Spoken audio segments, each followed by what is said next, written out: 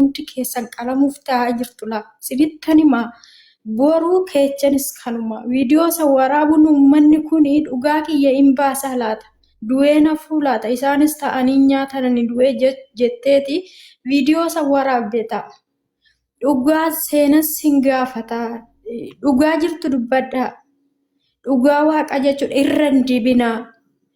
Amma duraan dursa wanti sin gochuu qabdanii joosiniif saarinii akka to'annoo seeraa jala oolanii aga qoratamee seerri irra ga'utti jechuudha.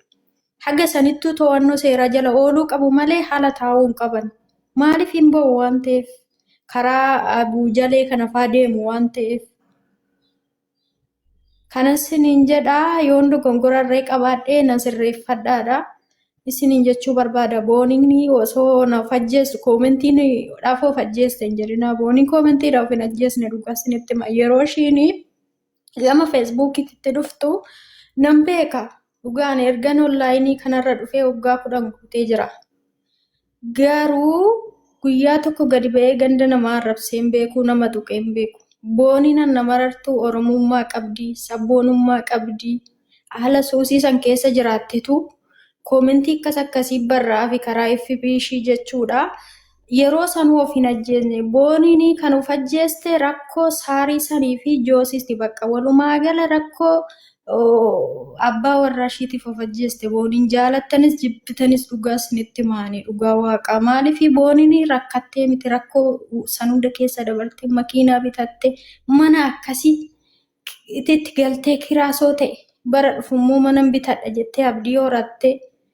Mucaa cinii jiraanaamii kanarraa cinii isaa urguftee obboleessi keenyas barate warra barataa agarree jirra. Hundi keenya hin beekna. Yuunivarsiitiidhaa ba'ee jireenya akkanaa namni jiraate jira. Joosii malee hin jiru jechuudha. Namni kamuuyyuu kana faraduu danda'a. Irratti bayyanateet ishii booda irraa nyaateet lubbuu ishii sababa isaatiitti dhabde booneen fakkeenya dubartoota hundaati irratti warri naaftanis irraa dhaabbadhaa dhugaasin hin jedha dhugaashii baasa pilis dhugaashii ba'uu qaba dhugaan booneen baane taanaan shamarran oromoo hundi keessanuu boru albee qaran qabneen qalamtu sinittan himaa karaa fuulduraa osoo hin taane karaa duubatti sin qala dhiirri sobee dhugaa awwaala. Isin shamarran waltaanee hundi keenya inaaffaa laphee keessaa qabnuuf keechaa baasne maallaqaan bira dhaabbanne fira soo dhabde xabaqaan jira. Xabaqaa binnee maallaqni wanna nu jenne jiru. Maallaqaan dhugaa micoo tanaa baasuu qabna. Dhugaa shiin jira. Biyya keechatti ammaa namni tokko yoo ollaa keetitti of ajjeese yookaan namni rukkutee ajjeese maaliif hin iyyineedha seerri. Siigalee tun immoo ofiif of ajjeeste maaliif of ajjeeste sababni maali jedhee seerri qorata dhugaa rabbii isiniin jedha akka asirratti waan hin argin hin dubbatina warri nuun jettanis moobaarikis ta'e abbaa moobaarikis ta'e sodaa isaan qabu maal jedha warri suura joosii gadi galabbaxanii dhaabaa wanta hin taane keessa hin galinaa jedha garuu inni feemasa yookaan immoo nama beekamaa of godheeti jechuudha. Kana isiniin jechuun barbaada dubartoonni immoo shamarran keenya walii galaatii dhugaa micoo tanaa akka baastan dhugaa qananiis akkasitti dhangalaatee hafte boonanis akkasitti yoo dhangalaatee hafte gares takkatu dhufaa bakka takkuma takkaan uummata geenye teenye ilaallachuudha. Asirratti waan isin naa hubachuu qabdani booniin obsa sekoondii takkaaf lubbuu ishee dhabde dhugaan isinitti maanutu waan baay'ee obsinee bara waan baay'ee dandeenye bara. Waamee qarraa adda baanee bara. Waamee qarraa waamee qadhamnee bara. Obsuma daqiiqaa 5tti lubbuu kan isheetti murteessite jechuudha. Dhumni dubartii abbaa manaan qabaa. Dubartii jaalallee kootii hiriyaa koo ganamaatii nanganu jettanii irra deebi'ee kan isinitti dhiisaa dhaabbadhaa. Ofiisaa si dandahee si jiraachisa taanaani si haa jiraachisu. Yoommoo siin ta'u irraa adda bahi biree lubbuun darbuurra irraa yoo adda baatee jireenya mataa kan kee jiraatte maal rakkoo qaba? Jireenya hiree rabbiiti. Jaalallis hiree rabbiiti. Kennaa rabbiiti. Bakka rabbi si kaayee fi iddoo rabbi si geesse nan qattuma cheen. Dhiisaa bakka. Dhiironni murteeffatanii ka'aniiran nu nyaachuuf nu galaafachuu jechuudha. Si galaafachuu jechuun sa hudhee si ajjeesa miti bar. Akkati duutuuf haala si mijeessaan. Akkati duutuuf saaxila si qopheessaan.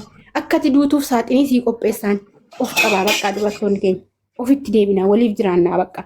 Yoo dandeessan sheer koppilinkii taabii godhaati ijoollee sammuun isaanii dhina garaagaraa bira jiru qaqqabuu danda'a waan ta'eef wal gorsannaa walii jiraannaa. Fiigii fuudhimee sana. Baay'ee ulfaataadha. Masi Wayya uddee. dhugaa waaqayyo biyya kanaa nagaan nan galchini du'a onlaayiniidhaan du'amu nama Dhagaa kee haadhati. du'e jedhanii dhaga'e isa dhugaa waaqayyo yeroo gaafa kan qananii narrifadhe biyya kana osoo hin jiru fira dhakkiyya dhabeetanan jira. Garuu imimmaan kiyya nan dursine narrifadhe kan boone mubaarak jalatti akkan dhaga'anii mubaarak piraankii akka kanaa dhiisii ati nama guddaa miti maaliif waan akka kanaa qoostadhee koomentii barreessee fi hin jalaa bahe.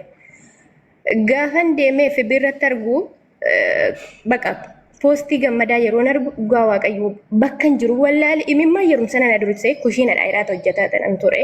Argitee komentii gurbattiin jechoomaan ka jettu. Gibbii guddaa Gachoo. kanatti dhabbate fiigee kutaa kiyyatti hin galee. Poostii goota sana diiwut godhe poostii ishii jalqaba argeera fi biiroo osoo hin seenin tariitii bakka yeroo tokko feemazoonni viiwudhaaf jecha walii galanii naasa'u tariitii viiwudhaaf jecha laata mucayyoon kun mubaarak faana walii galanii akkan gochaa jiru jedhee poostii ishii ilaalee tanan deeme yeroo deebi'ee dhufu poostii ishii lammaffaa nan arge.